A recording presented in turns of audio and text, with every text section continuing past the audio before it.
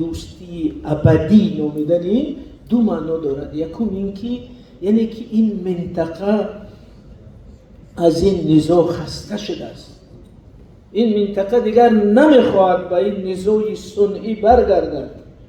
این هم خیلی یک فریاد است که بس است همین که دیگر به او روزا بر نمیگردیم. این یک اعلام، یک سوگند است.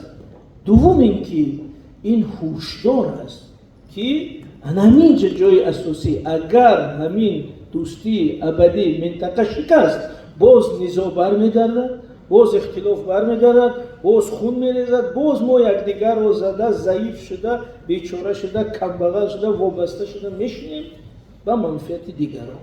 از نظر سیاسی این چی اهمیت داشت؟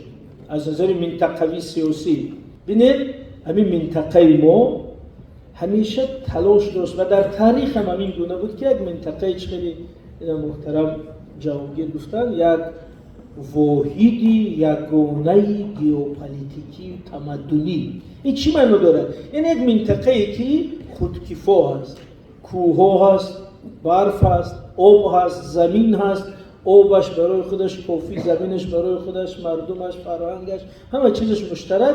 این منطقه در یک جایگی شکل گرفته است در طول تاریخ و گروی پیشرفت و امنیت و موفقیتش همین همزیستیش است.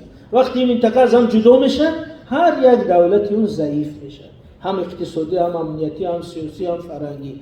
بنابراین همین برنامه قدرت‌های بیرونی همیشه همین بود که این آسیای مرکزی باید پاره باشد.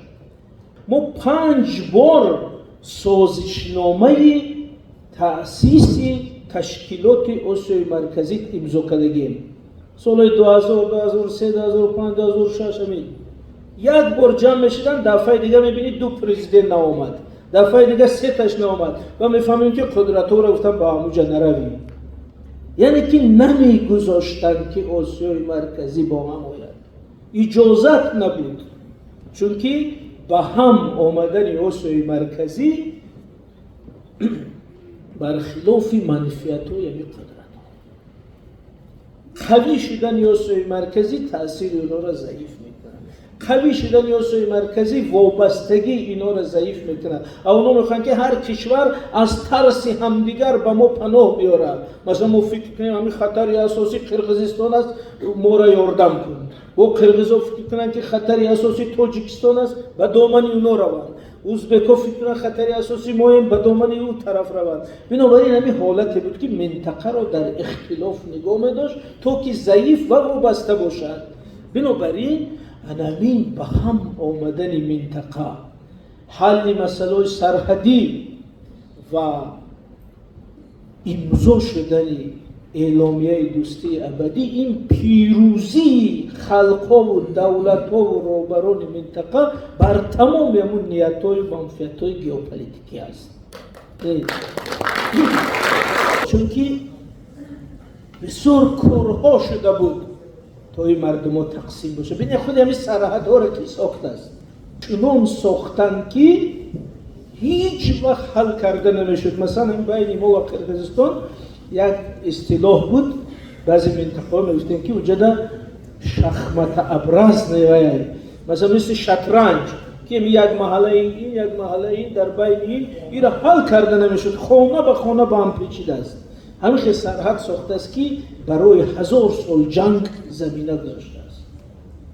آب درینش داده است، خاک درینش داده است، راه درینش داده است، این بزن سر و کله هم دیگر. یعنی برای جنگ اینجا زمینه بسیار بزرگ ساخته است، برای نزاع ابدی. ولی همین خرد رهبریت ما، خرد رهبران منطقه، درک این منفعت عمومی باعث شد که همون برخلاف یعنی همون نقشه ها منطقه به هم آمد و اعلامیه دوستی ابدیش امضا کرد. و نکته بسیار مهم که همین استاد ذکر کردند، به میان رو. به میان رو بودن چه اهمیت دارد؟ چون که ما تجربه جهانی را اگر آموزیم، هر کجای میان رو پیدا شد دانید که بحران کلانتر میشه، بحران وسیع‌تر میشه، عمیق‌تر میشه، چون که اون نامش میان رو است. در اصل میخواد که در اونجا حضور داشته باشد. مثلا اگر میگه که ما نیروهای سوفا رو در بین شما جو کنیم، معناش این که نیروی نظامی من همینجا بیای حضور یابد.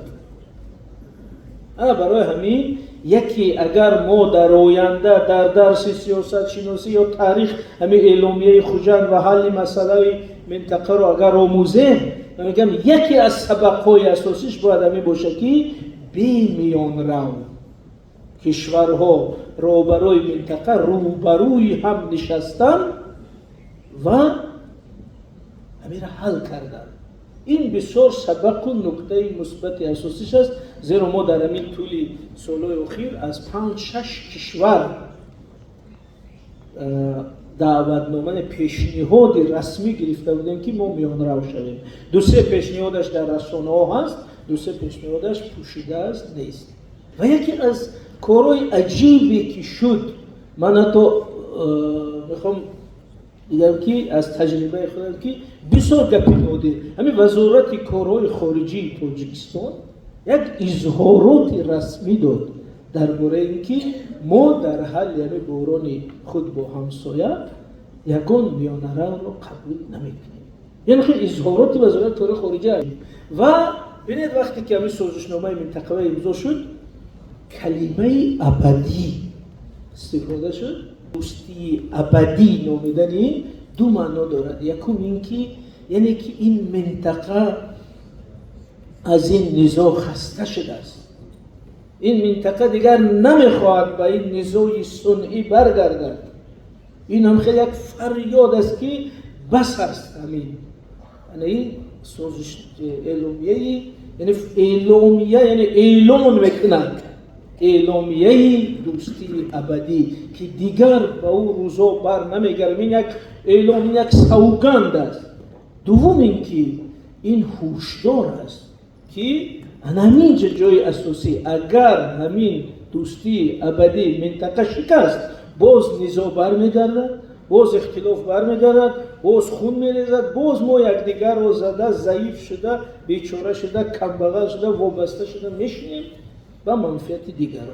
بنابراین همین ابدی نامیدن این اراده هم فریاد منطقه خسته شدن از این بحران است، هم اراده نهایی همین راهبراست که یا هوشدار به نسل‌های ما، به نسل جوان است که همین را ابدا نگاه داره.